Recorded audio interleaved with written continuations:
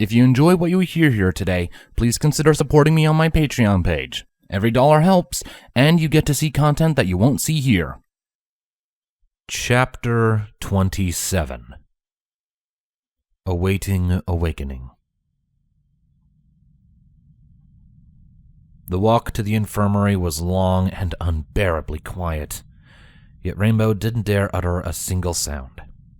Considering the hour, the day of the week, and just how long Twilight had been out for, she had a feeling.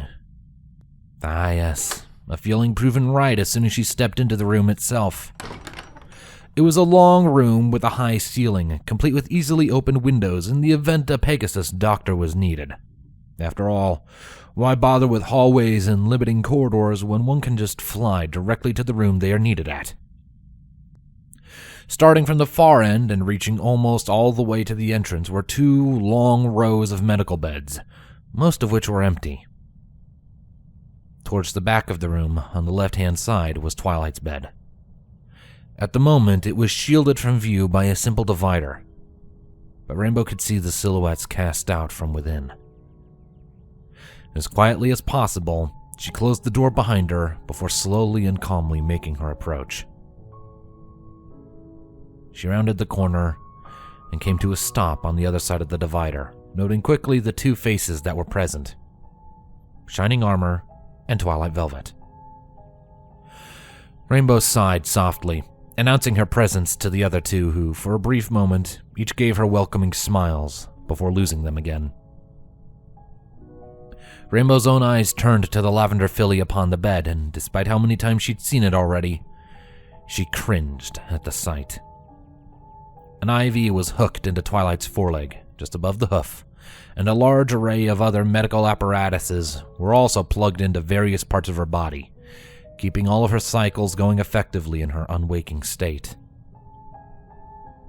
Without a word, Rainbow pulled up one of the several seats that were neatly tucked away to one side of the bed and sat down in it, her eyes never leaving Twilight. There they sat for a good long while. Rainbow did have something she wanted to say, but it could wait a bit longer. Right now, Twilight's family were far more interested in just being here, really. Being there for each other and, more specifically, being there for Twilight. Not far away, a wall-mounted clock gently ticked as it kept track of passing time. Being one of the only devices in the room making a sound, Rainbow found her mind focusing on it. It sounded like it was gradually growing louder and louder, and echoed more and more in her mind.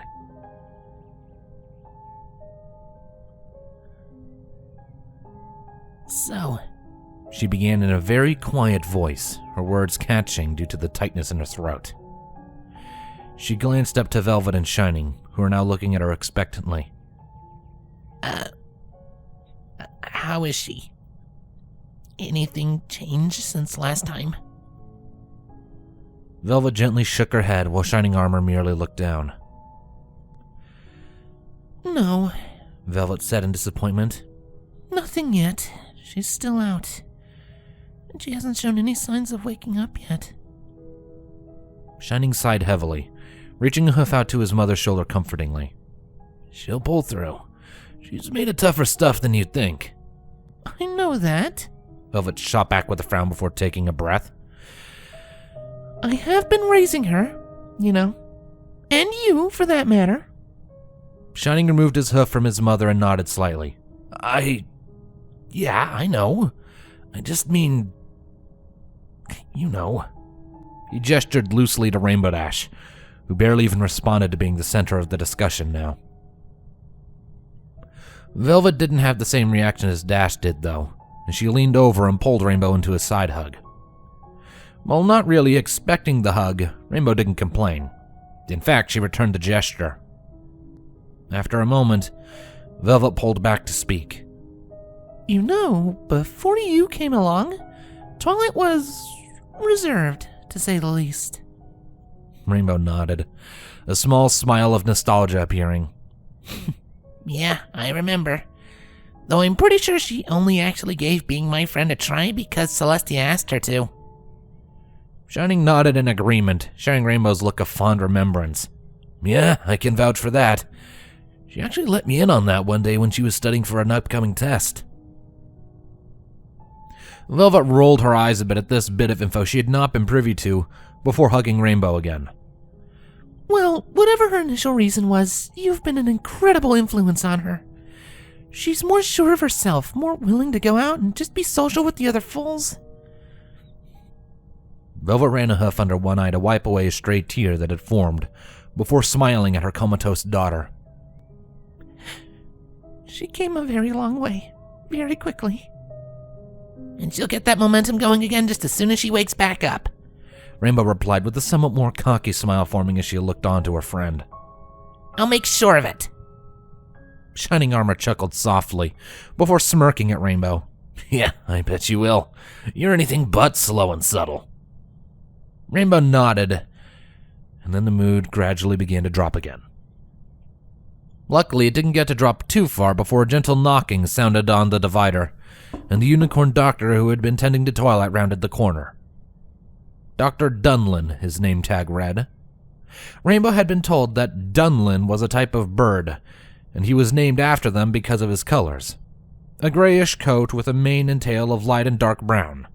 His cutie mark was a silhouette of a brain with a red medical cross over it, and he wore a traditional doctor's lab overcoat. Ah, Dash, he began in his typical professional voice. He carried a slight accent that Rainbow couldn't quite place, and his voice was gentle yet attention-grabbing at the same time. Visiting with Twilight's family again, I see. Duh, Rainbow remarked bluntly before shifting her chair back a bit to give the doc a bit more room. Any updates? We'll find out in a moment. He stepped past Rainbow, greeted Velvet and Shining, and then got to work looking Twilight over. After a few seconds, he procured a clipboard that contained numerous checkboxes and medical instructions that Rainbow didn't even guess to know the meaning of. I assume she hasn't made any sounds or spoken at all? No, Doctor. She's still silent, Shining said solemnly, looking into Twilight's shut eyelids. Dunlin hummed in thought before reaching down and pressing down on Twilight's hoof with some notable pressure. Suddenly, Twilight's eyes snapped wide open, causing Rainbow and Velvet to flinch in alarm and surprise before they both rose. Shining rose as well, though his response was a bit more well-contained. Royal Guard training, Rainbow figured. Calm down, every pony, Dunlin began before looking Twilight in the eye.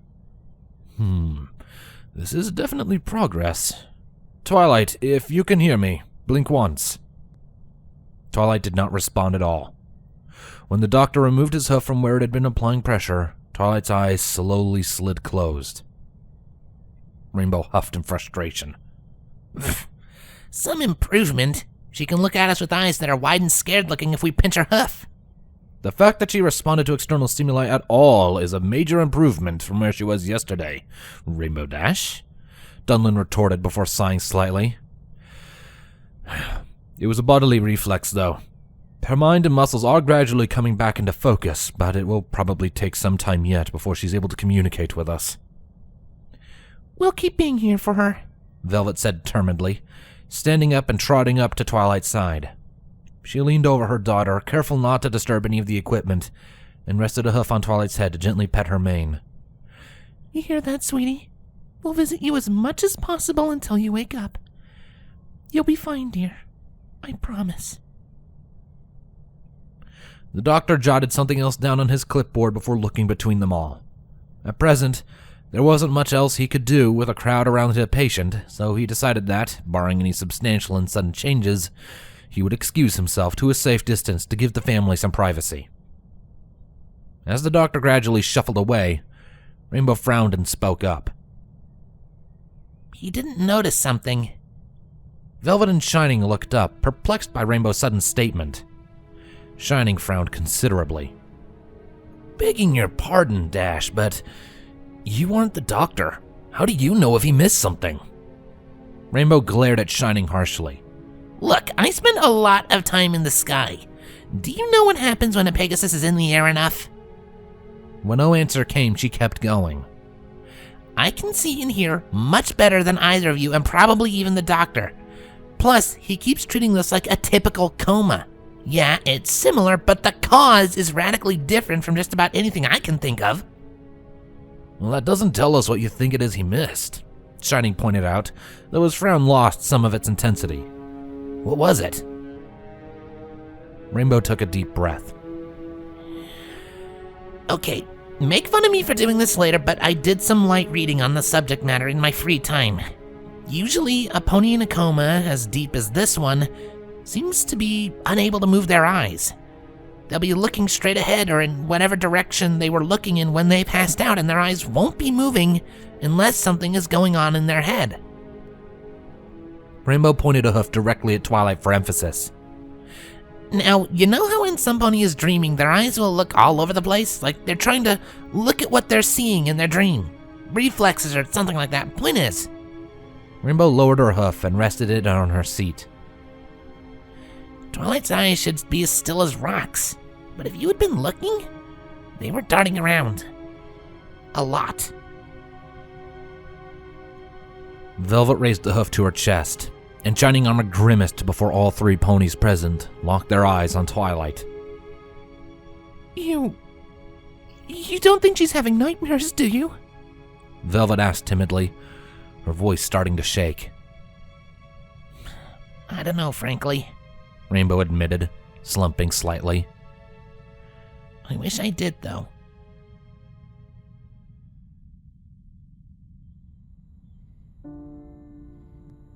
That night, Princess Celestia entered the infirmary as well, a pair of rather unremarkable saddlebags slung over her back.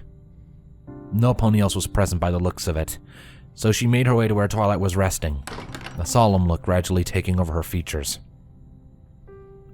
She rounded the corner of the divider and sighed upon seeing Twilight in the bed. She'd seen it a lot already. Hello, Twilight. It's me, Celestia. The alabaster alicorn softly announced. She sat herself down and, with a small smile forming on her face, she withdrew several books from the confines of her saddlebags. I brought you some books. Something for you to read when you wake up. A history book, a commentary on theoretical magic, and, to top off the pile, a copy of the new Daring Do book, all levitated into the air and were then neatly stacked next to Twilight's bed. We may have found a new lead on the flashes, especially the one that, well, put you here, she continued quietly. I don't know if you remember right now, but you and Rainbow saw some pony named Starlight, who in turn mentioned a sunburst in your flash. Rainbow Dash found this sunburst, and in turn, he provided me information that could lead to Starlight Glimmer, if we need to find her. Celestia slowly shook her head. I don't think we need to, however. Not right now, at least. As of now, she's only 10 years old. All documentation states she only recently got her cutie mark. Nothing like the mare you and Rainbow witnessed in your flash. Celestia gradually stood up and rested a hoof on Twilight's own. Right now, I just want you to wake up. And when you do, I want you and Rainbow to just enjoy being fillies for as long as you can. Your fullhood days are drawing closer to their end, far faster than it may seem. And I simply want to make sure neither of you miss anything. That said, the princess took a step back, wished Twilight a pleasant night, and began to trot towards the exit. As she went, she didn't notice Twilight's hoof twitch, just slightly, to reach after her.